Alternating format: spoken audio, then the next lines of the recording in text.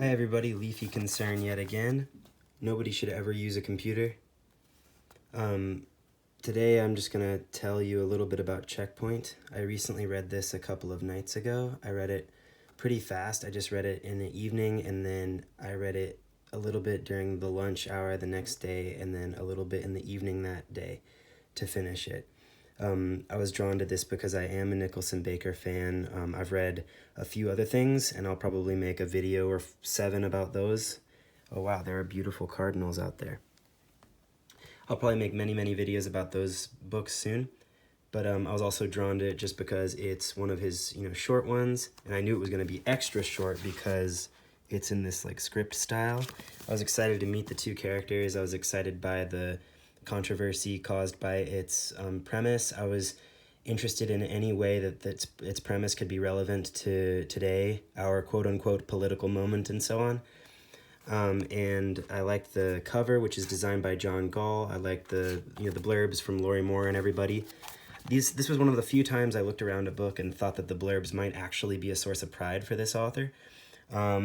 And so I read it, and I was very pleased with how actually subtle the book was and how well it had aged. It seemed like the kind of argument that it modeled would be a good thing for people who are argumentative amongst each other and within themselves.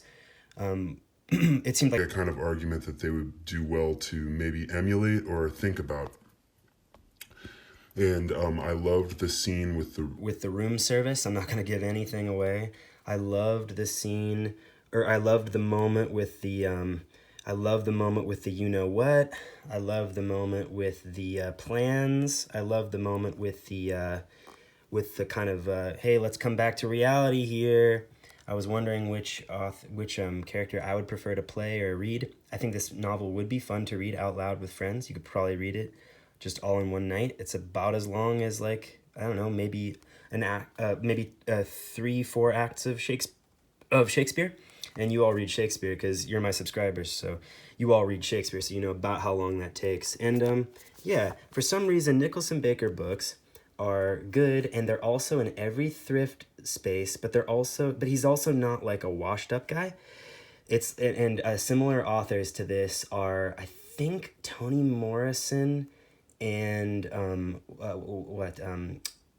Saul Bellow. For some reason, they're like authors that I think people still read a lot, but their books can be kind of cheap. Like a lot of their books are printed, they're kind of artier, they get, given back, whatever, like a Robert Ludlum thing, Ludlum.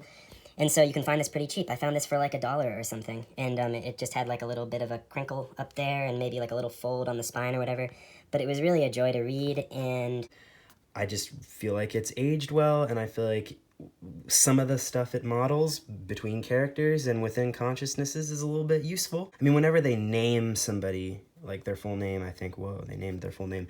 Anyway, I've talked for way too long and had too little content to my discussion. My only insight is that that the word declassification was used in this book, and I thought to myself, oh wow, declassification might be a good word to replace description with when in discussions of Nicholson Baker. Like, the mezzanine is a declassification of a escalator ride, and so forth.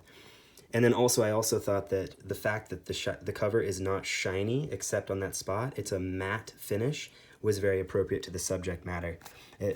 I wonder what this book might have looked like when it was first dropped off at whatever bookstore it was first purchased from.